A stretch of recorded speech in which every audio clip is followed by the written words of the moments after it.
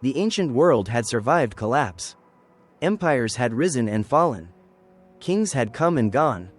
Yet history was about to meet one of its most extraordinary figures. A man who would accomplish in little more than a decade what many rulers failed to achieve in an entire lifetime. Alexander.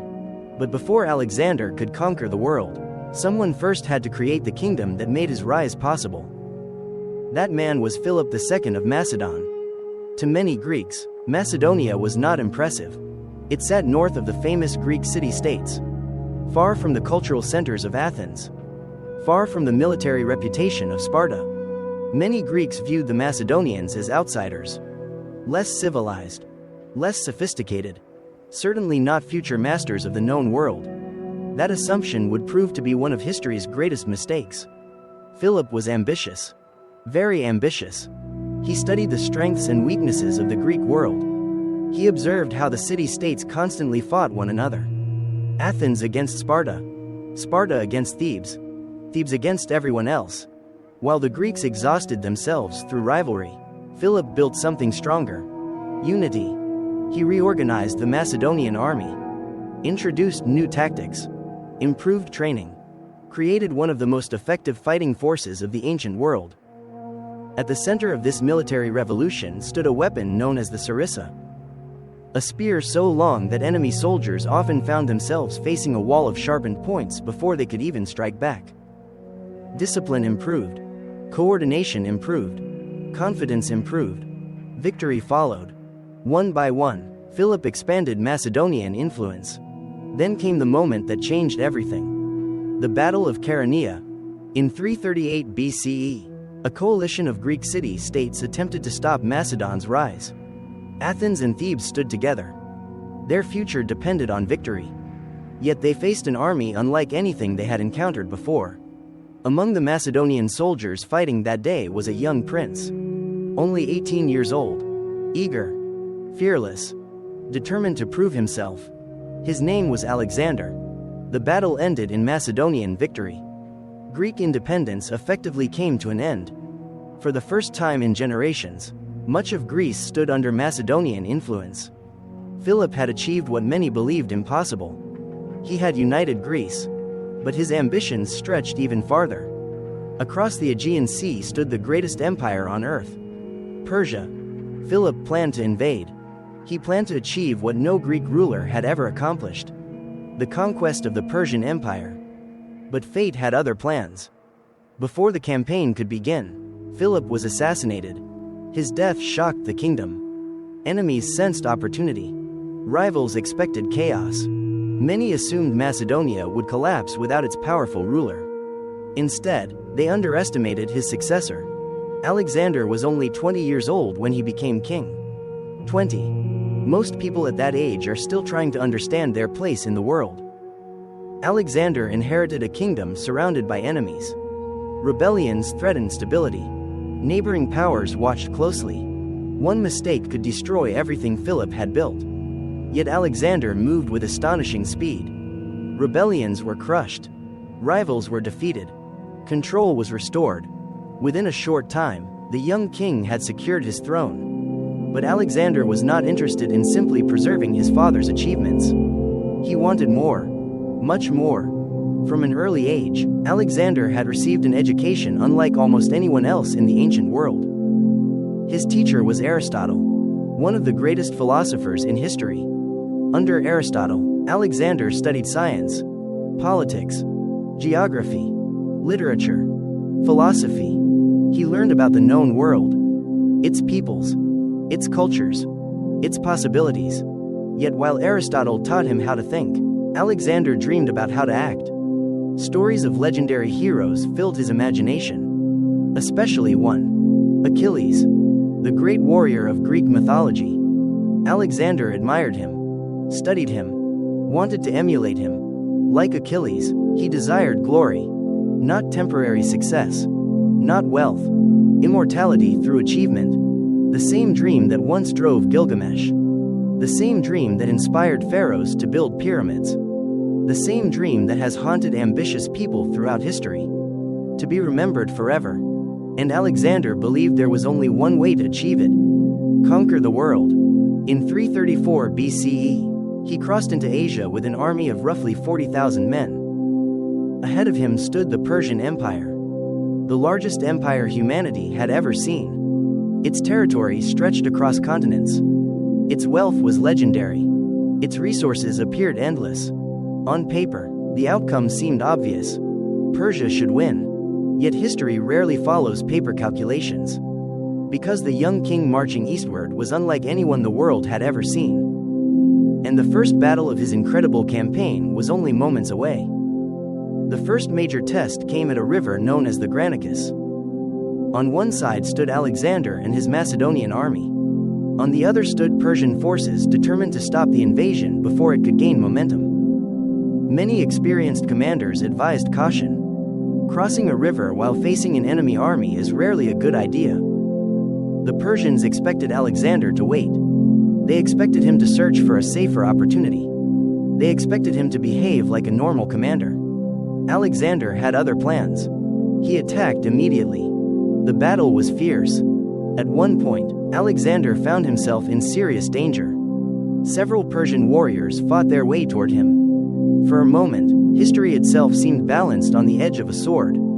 Had Alexander fallen that day, the entire campaign might have ended before it truly began. Instead, he survived. The Persians retreated, and the invasion continued. The victory at Granicus sent a powerful message across the ancient world. The Macedonians were not simply raiding Persian territory. They were winning. City after city began opening its gates. Some surrendered peacefully. Others resisted and were conquered. With each victory, Alexander's confidence grew. But so did the attention of Persia.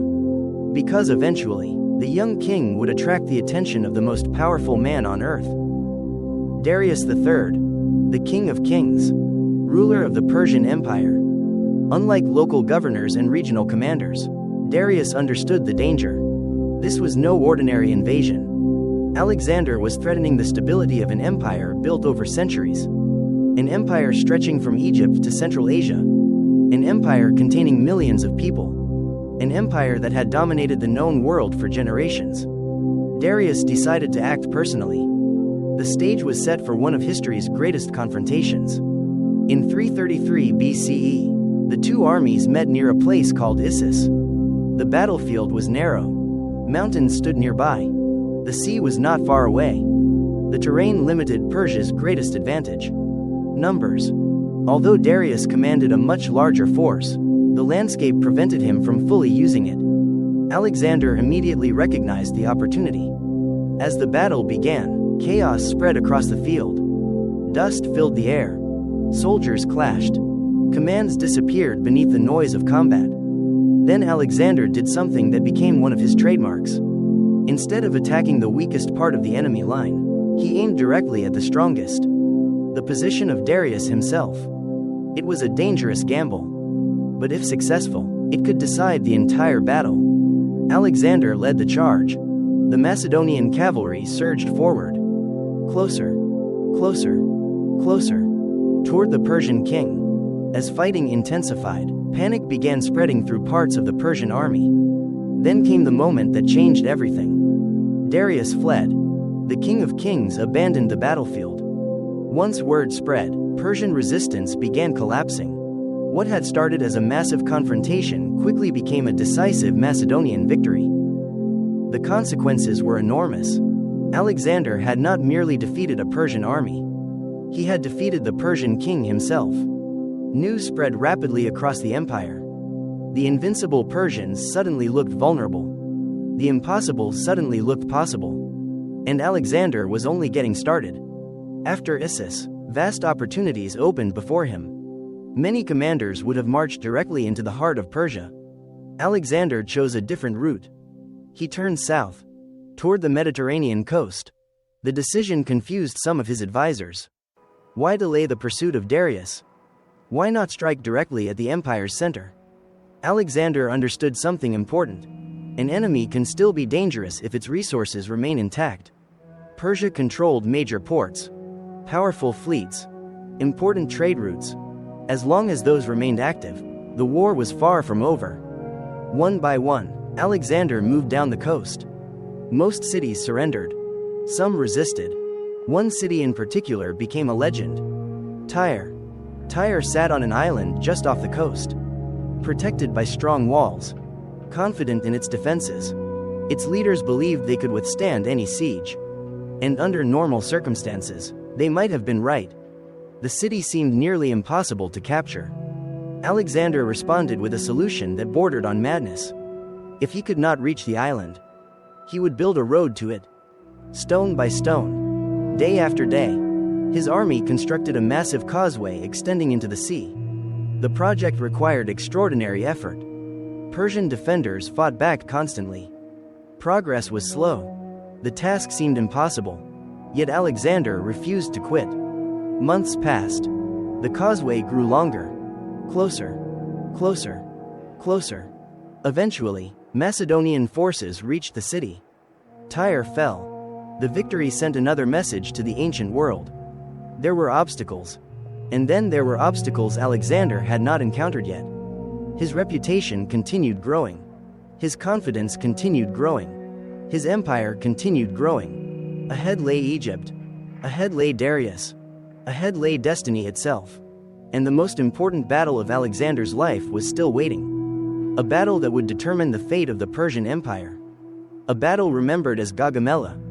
And after it, the ancient world would never be the same. The year was 331 BCE. Alexander had already achieved what many rulers would have considered impossible.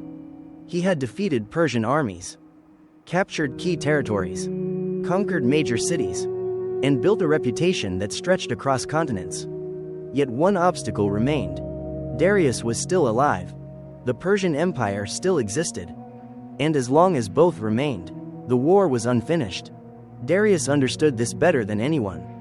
After the defeat at Issus, he began preparing for one final confrontation. This time, there would be no narrow battlefield, no restrictive terrain, no excuses. He selected a vast open plain near a place called Gaugamela. The ground was carefully prepared, flattened, cleared, designed to maximize Persia's greatest advantage: numbers. Thousands upon thousands of soldiers gathered beneath Persian banners. Cavalry units assembled. Chariots equipped with deadly blades prepared for battle. The largest empire on earth was making its final stand. When Alexander arrived, he immediately recognized the danger. This battlefield favored Persia. Many commanders would have hesitated. Some might have delayed. Others might have searched for a different approach. Alexander chose none of those options. He would fight. The night before the battle, tension spread through both camps. Soldiers understood what was at stake. This was not simply another victory or defeat. This battle would determine the future of the ancient world. As dawn arrived, the two armies faced one another across the plain. The Persian army seemed endless. Lines stretched across the horizon. Banners moved in the wind. Thousands of soldiers waited for the signal to advance. For many men in Alexander's army, the sight must have been terrifying. Yet Alexander remained calm. He had spent years building toward this moment. The battle began. Persian forces advanced. Chariots thundered forward. Cavalry moved into position. Dust filled the air. The battlefield erupted into chaos. But Alexander was not interested in fighting the entire Persian army. He was hunting one man: Darius. Just as he had done at Issus. Just as he had always planned. The Macedonian army executed a series of complex maneuvers, gradually creating openings, gradually stretching Persian formations. Then Alexander saw what he was waiting for. A gap. Small. Temporary. But enough. Immediately, he launched the attack, leading his elite cavalry directly toward the heart of the Persian line. The charge was devastating. Closer and closer they moved toward Darius. The Persian king watched the attack approaching. The distance closed rapidly. The pressure intensified. And then history repeated itself. Darius fled. For the second time, the ruler of the Persian Empire abandoned the battlefield. Once again, panic spread. Once again, resistance began collapsing. Once again, Alexander achieved victory. But this time, everything was different. After Gaugamela, there would be no recovery. No rebuilding. No second chance. The Persian Empire had effectively lost. One of the greatest powers in human history was falling apart, and Alexander intended to claim every piece of it. The road now lay open. Babylon surrendered. One of the most famous cities in the ancient world welcomed him. The city that had once belonged to Hammurabi, the city that had dominated Mesopotamia, now belonged to Alexander. Soon after came Susa, then Persepolis, the ceremonial heart of the Persian Empire. For generations, Persian kings had ruled from these magnificent centers of power. Now a young Macedonian stood where they once stood. The conqueror had become master of the greatest empire on earth. Yet something strange began happening. The more Alexander conquered, the more his ambitions expanded. Most rulers would have celebrated. Most rulers would have consolidated power. Most rulers would have enjoyed their success. Alexander kept moving. Always farther. Always east. Always searching for the next horizon. Along the way, he entered Egypt. And unlike many regions he conquered, Egypt welcomed him. The Egyptians viewed him as a liberator rather than an invader. He was crowned pharaoh. Another title. Another kingdom. Another victory. But Egypt offered Alexander something even more important than power. A chance to leave a permanent mark on history. Along the Mediterranean coast, he founded a new city. A city that would bear his name. Alexandria. At the time, it may have seemed like just another settlement. One among many. History would prove otherwise. Alexandria became one of the greatest cities of the ancient world. A center of trade. A center of knowledge. A center of culture. Its famous library would eventually collect hundreds of thousands of texts. Scholars from across the world would gather there. Ideas would flourish. Knowledge would spread. Long after Alexander was gone, Alexandria would continue influencing civilization. It was one of his greatest achievements, and perhaps one of the most lasting. Yet Alexander was not interested in stopping. Not yet. Beyond Persia lay lands few Greeks had ever seen. Mountains, deserts, unknown kingdoms, mysterious cultures. For Alexander, they represented opportunity. Another challenge. Another chapter in his growing legend. The world was not enough. He wanted more. And soon, that desire would carry him farther than any conqueror had ever traveled before. Toward India. Toward the edge of the known world. And toward the beginning of the end of his incredible journey. The farther Alexander traveled, the more extraordinary his achievements became. He had crossed deserts, defeated empires, captured legendary cities, built a realm larger than anything his ancestors could have imagined. Yet for Alexander, every victory created a new question. What lies beyond the next horizon? By now, many of his soldiers had been campaigning for years. Some had marched thousands of miles from home. Many had become wealthy. Many had become famous. Most believed they had already achieved enough for several lifetimes. Alexander disagreed. He wanted to continue east, toward India. To the Greeks, India occupied a place somewhere between reality and legend.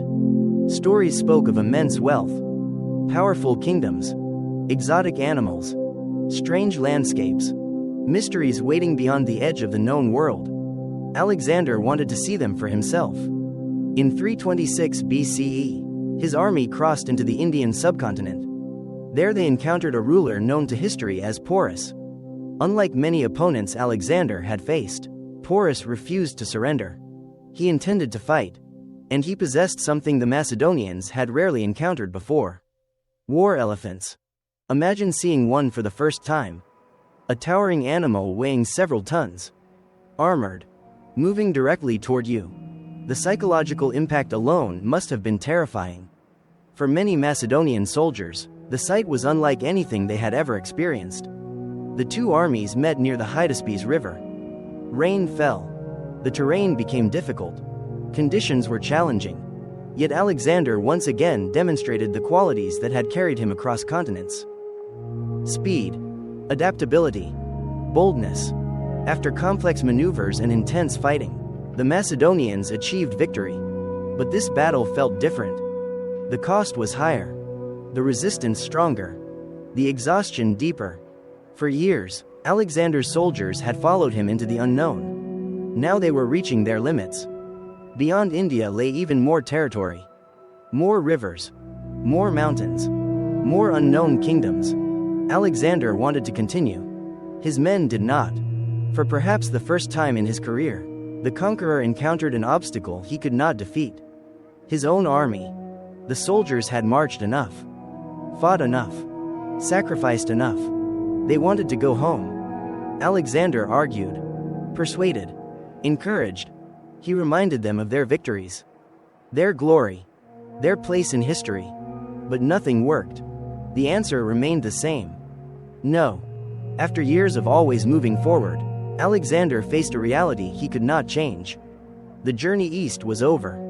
Reluctantly, he agreed to turn back. According to later stories, Alexander may have stood looking toward the unexplored lands beyond, knowing he would never reach them. Whether the story is true or not, it captures something important about his character. No amount of conquest was ever enough. There was always another mountain, another kingdom, another horizon. The return journey proved difficult. Harsh terrain, extreme conditions, logistical challenges, losses mounted. Even the greatest conqueror in history could not command nature itself.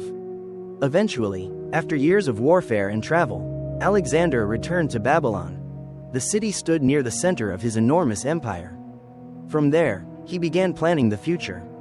New campaigns, new expeditions, new conquests. Even after everything he had achieved, he was still looking ahead. Then something unexpected happened. In 323 BCE, Alexander became ill. The exact cause remains one of history's great mysteries. Disease, infection, natural causes. Historians continue debating the possibilities. What we do know is that his condition worsened rapidly. The man who had defeated kings and emperors suddenly found himself fighting an enemy he could not overcome. Time. He was only 32 years old. 32. At an age when many people are just beginning the most important chapters of their lives. Alexander stood at the end of his.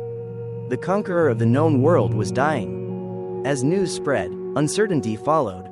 An empire held together largely by one extraordinary individual suddenly faced an enormous question. What happens next? Who would rule? Who could possibly replace Alexander? Legend tells us that when asked who should inherit his empire, he answered with a simple phrase: "To the strongest." Whether he actually said those words remains uncertain. But history unfolded as if he had. When Alexander died, there was no clear successor capable of controlling everything he had built. And almost immediately, the struggle began. Generals competed for power. Alliances shifted. Conflicts emerged. The empire fractured. The dream of one ruler governing the entire realm disappeared. Yet Alexander's story did not truly end with his death. In many ways, his greatest influence was only beginning. Because although his empire shattered, his ideas spread farther than any army ever could. Greek culture expanded across enormous regions. Cities bearing his influence flourished. Knowledge moved between civilizations. Trade connected distant worlds. The ancient world became more interconnected than ever before.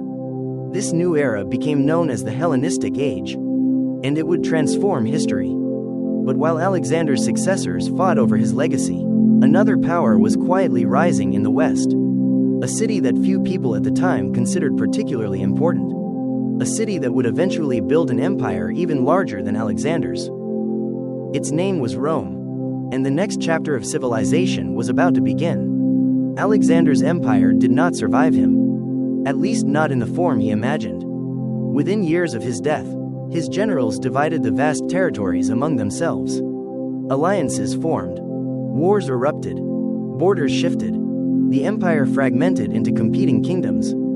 To many observers, it may have appeared that Alexander's greatest achievement had failed. The empire was gone. The unity was gone. The dream was gone. But history often works in unexpected ways. Because sometimes ideas survive even when governments do not. And Alexander's greatest legacy was never the empire itself. It was the world he helped create. Across Egypt, Mesopotamia, Persia, and beyond, Greek culture spread into regions it had never reached before. Languages mixed. Traditions blended. Knowledge traveled. Trade expanded. Different civilizations began interacting on a scale rarely seen before. The result was something entirely new. The Hellenistic world. A world where Greek ideas influenced distant lands. And where distant lands influenced Greek ideas in return. Cultures that once existed separately became increasingly connected. Scholars exchanged knowledge. Merchants exchanged goods. Artists exchanged inspiration. Civilization itself became more interconnected. One city symbolized this transformation better than any other. Alexandria, the city founded by Alexander in Egypt. What began as a settlement rapidly grew into one of the greatest urban centers in the ancient world. Ships arrived from every corner of the Mediterranean. Merchants filled its markets. Thinkers filled its streets. Knowledge flowed through its institutions. At the heart of Alexandria stood one of history's most famous intellectual achievements. The Library of Alexandria. Its goal was astonishing. Collect all human knowledge. Not some knowledge. Not local knowledge. All knowledge. Texts arrived from across the known world. Works of philosophy, science, mathematics, history, literature, anything worth preserving. Scholars studied there, debated there, discovered there.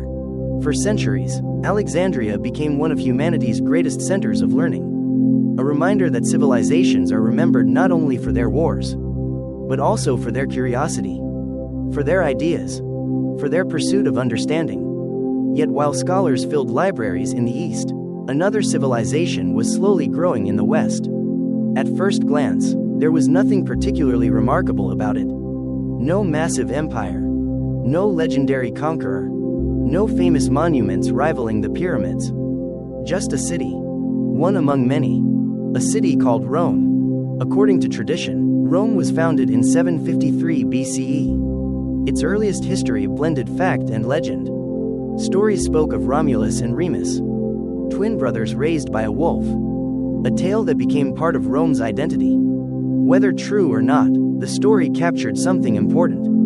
The Romans viewed themselves as resilient, tough, determined, capable of surviving against impossible odds. And those qualities would define their future. Unlike many kingdoms of the ancient world, Rome gradually developed a different political system. The Roman Republic. Instead of a king holding absolute authority, power was distributed among elected officials, assemblies, and governing institutions. The system was far from perfect. Political struggles remained common. Powerful families competed for influence. Conflicts frequently emerged. Yet the Republic introduced ideas that would influence governments for thousands of years. Representation, civic duty, shared responsibility. Roman citizens took pride in their role within the state. They believed Rome's strength came not from a single ruler, but from the collective strength of its people, at least in theory. And while other civilizations often focused on individual leaders, the Romans became masters of something else: organization, discipline, persistence. Their armies reflected these values. Roman soldiers trained relentlessly. Roads connected distant territories. Infrastructure improved communication. Administration improved efficiency. Little by little, Rome expanded. First across Italy, then beyond. Each victory increased its confidence. Each challenge increased its experience. The city that once seemed insignificant was becoming something much larger. Something dangerous. Something ambitious. The Mediterranean world had not yet realized it.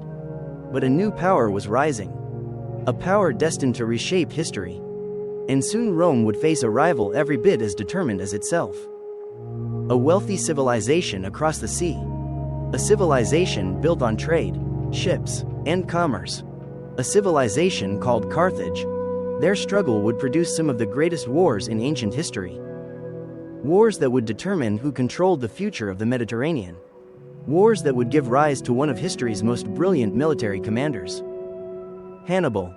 A name that would one day strike fear into Rome itself. But that story belongs to the next chapter.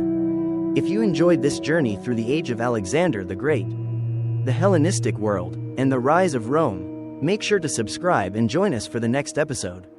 Because the story of civilization is entering one of its most dramatic periods. Empires will clash. Armies will cross mountains. Republics will rise. And Rome will begin its transformation from a regional power into one of the greatest civilizations the world has ever known. Thank you for watching. And I will see you in the next chapter of Civilization.